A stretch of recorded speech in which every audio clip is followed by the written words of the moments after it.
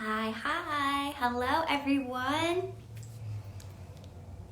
Hi everyone, happy Thursday. I am so excited to be here with you. I can hardly believe that we are almost at the end of summer and entering into soon the holiday season. So I hope that you guys have already been planning out and kind of prepping for some of those holiday promos, which we're going to be talking about in the upcoming weeks. So if you haven't, no worries. Hi, I see you jumping in. So today we're going to talk about something that I think is really important, and what makes it difficult is it is so intangible, and it's like this invisible force field that is kind of impacting our business either to our benefit or to our detriment, right? And that is reputation. So we're going to be talking about building a 100K reputation behind the chair. And ultimately, and this might not be the goal for everybody out there, but ultimately, what would it look like? What would it feel like if you could have a reputation where you're almost like this local celebrity? So when people think about hair, they think about a great hairstylist, like you're the name at the top of everyone's mind, on the tip of their tongue, ready to talk about you and sing your praises. So we are going to be working on this today. Hi, everyone. So my favorite way to really think about a reputation and kind of how to define that, because again, it's so intangible. It's like, it's not something we can hold. It's not even something practical sometimes. Sometimes it can be ruined through gossip and things that aren't even true, right? So my favorite way to really think about a reputation is that it's what people think and say about you when you're not in the room. Okay, so it's this lasting impression of who you are. And like I just said, it can be accurate or not, but how can we show up consistently and have more control over how people see us, over how people think about us? So how is a reputation created? Well, it is created purposefully or accidentally through what we repeatedly do. So our reputations are created through what we repeatedly do. What do we say over and over? How do we show up over and over? It's through our own actions. And I think that can sometimes be frustrating because on some level, there is a bit of accountability there. And as business owners, we don't always have a ton of accountability. Like, we can kind of get away with a lot. And so what we repeatedly do, say, or act like online or in person is really what lays this foundation. And the fun part about this is that it does put it in our control.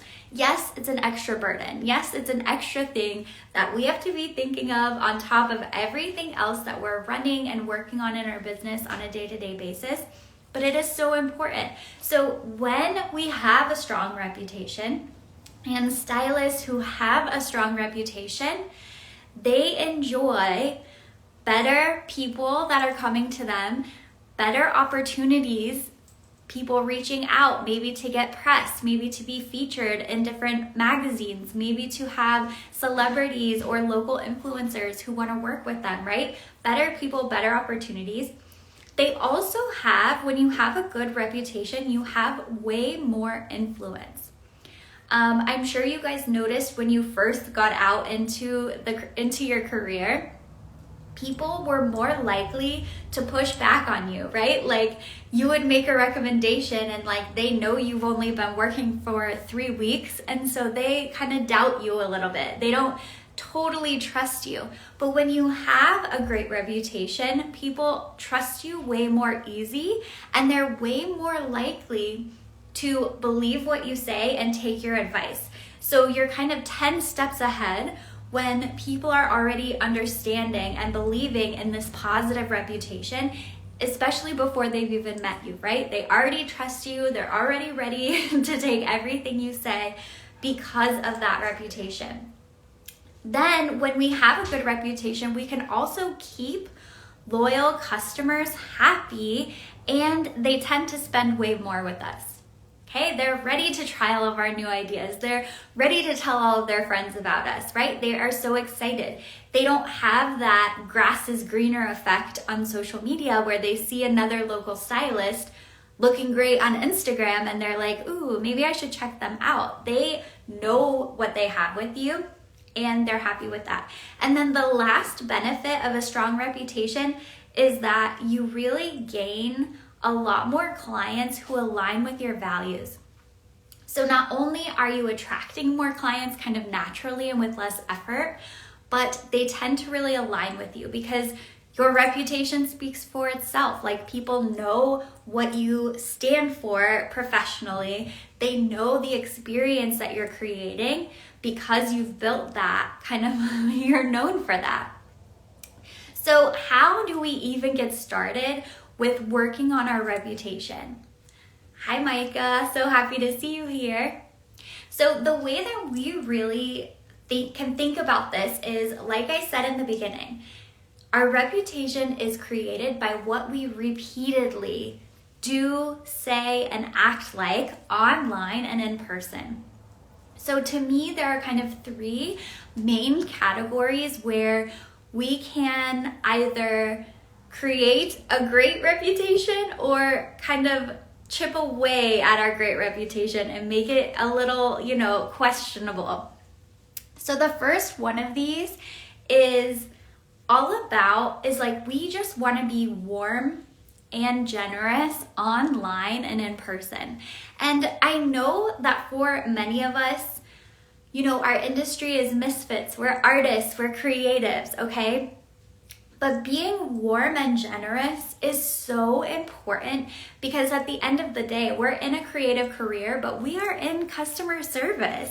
Like, we are experience experts, right? Like, we create these amazing environments and experiences for our clients, not just about hair. So knowing how to show up in a warm and generous way is so important. I know that you guys have heard that quote, it's not about what you say, it's about how you make someone feel that they'll never forget. I totally butchered that, but you guys know what I'm talking about. So for some of you, this is going to come really naturally, okay? For me personally, I tend to be very just warm, naturally affectionate, and love complimenting people and just love connecting with people and getting to know them. So for me, this part was easy where other parts might have been a bigger challenge. But if this isn't natural for you, I don't want you to think well, that's just who I am and people just need to get used to it, okay? We run businesses. We have to step up in different ways. And so there are books that can really help you with this. And what this could look like is as simple as having some phrasing and having some body language cues that you can just be aware of to make sure that you're sending that out on a more regular basis with your clients, right? So the book Cues, C-U-E-S, is one of my favorite books for this because it really helps you, especially if you are someone who struggles with coming across as warm and generous. It is really going to show you where the miscommunication is happening. Because I know in your heart, you wouldn't be in this industry if you weren't like that. You wouldn't be a hairstylist if you didn't care about people and you didn't want to help them and make them feel amazing. So I know that that's what's in your spirit. So practicing and diving more and learning into what body language communicates warmth, what phrases communicate warmth to others around me is really going to help you with this first step, because how we show up on social media or how we show up and greet our clients and how we say goodbye to them, all of that is really going to be the starting point for our reputation. Instagram is often everyone's first impression of you. So we want to make sure that we're taking that 10 seconds that we're getting stalked and we're really making the most of it. Okay, so that first one is being warm and generous online and in person. So the second one is pretty related, and I have like a weird way that you can kind of take a step back and analyze this part of your life that I think will be really helpful. But what we want to do is cultivate a positive outlook. And I am, of course, not talking about toxic positivity and ignoring the realities of the world or ignoring what's really happening in your life or what's really happening in your clients' lives at all. But what I want you to think about is what percentage of your conversations, and you can look at this on a personal level and then on a professional level with your clients, but what percentage of your conversations are about, difficulties or venting about something annoying and frustrating? And then what percent is about fun, positive, inspiring, topics like conversations? So when we look at that, being a realist and talking about what's really happening and everything, first of all, there's a lot of good things in your life to talk about. So I just want to say that too. Like, we as human beings really naturally focus on what's not working. So that's kind of the first challenge, is like look for the good to talk about. But also, so take a look at this. What percentage is what? And if your percentages are mostly negative, I just want you to know that that is your reputation. Like, that does impact your reputation. People notice. It isn't just like this personal quirk you have. Like, that is your brand now. And so we at least want to get it to like a 70-30. So 70 positive, inspiring, forward thinking, all of that, like feel good. And then 30% of stressed out, venting, complaining, and everything like that. So cultivating a positive impact or a positive outlook. And this also in general is great for you as a business owner because, and I say this in my trainings, but it's like most people, they can really get away with not dealing with their baggage, not doing self-development, just doing and being however they are at all times. But as business owners, we don't get that luxury because too much is on the line for us. We have to take a step back. We have to look at these parts of our life, and not just so we can be on all the time, but so that we can really heal them and step into our full potential. Like, my family is counting on me to do well in this business. So I'm not just going to turn a blind eye to some of my faults and flaws. I'm really going to work on them. And I think that is part of what we're called to do as business owners. So having a positive outlook is not something easy, or else it wouldn't even be on the list, right? We'd all just be naturally good at it.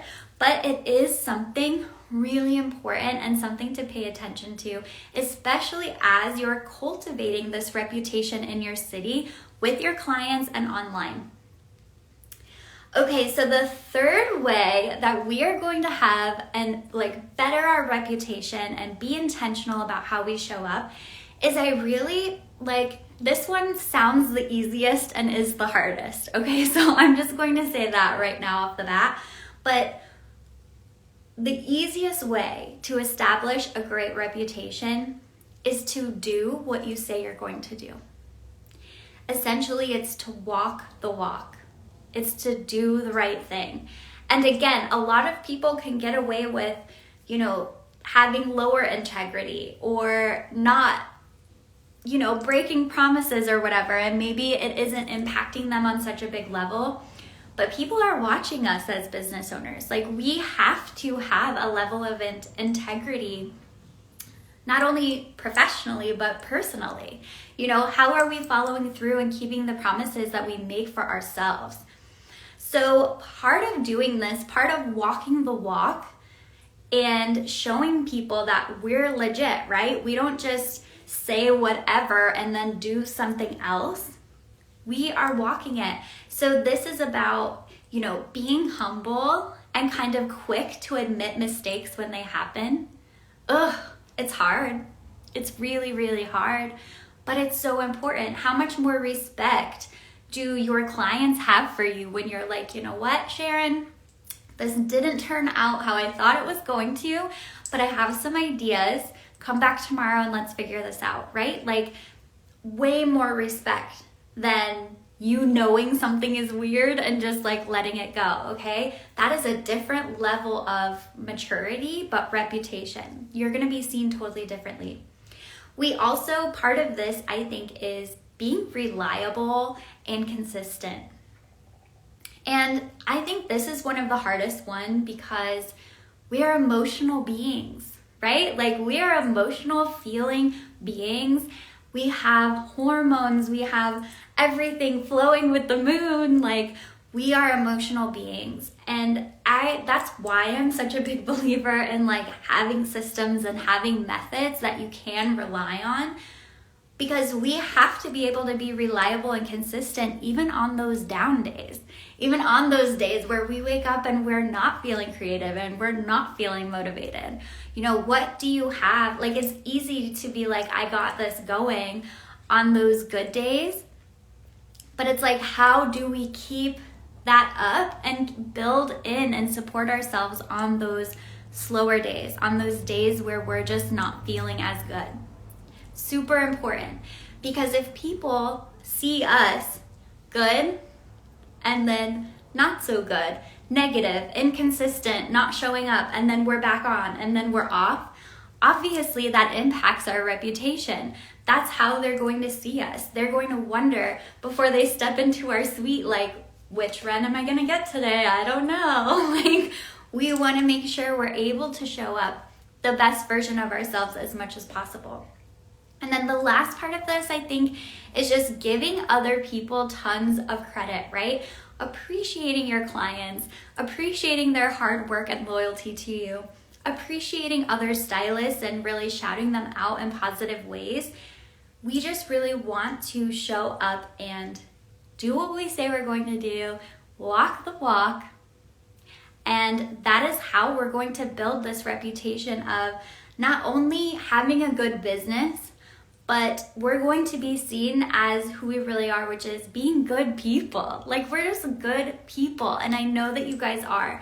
So I don't want you accidentally and subconsciously sending out any vibes that show that you aren't. Because sometimes that's what happens. We're just subconsciously doing these little things that are confusing people. So the more we can be aware of it and have a plan for it, the better and the easier this is all going to be for you.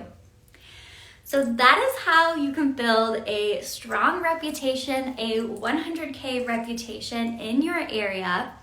All of this too, like, it's not only the in-person experience. Like, sometimes when we think about reputation, it's like how I treat others in public, but this all applies online. So your content, your stories, your live streams, if you're doing them, it's all super relevant. So I hope that this has inspired you to take a step back, see the areas of your life where you may not be as in alignment or in integrity as you want to be, clean that up a little bit, and just show up being the light and being the best version of yourself that you can as much as possible. All right, I hope you guys have an amazing day. I will be back next Thursday, so I will see you all then. Bye.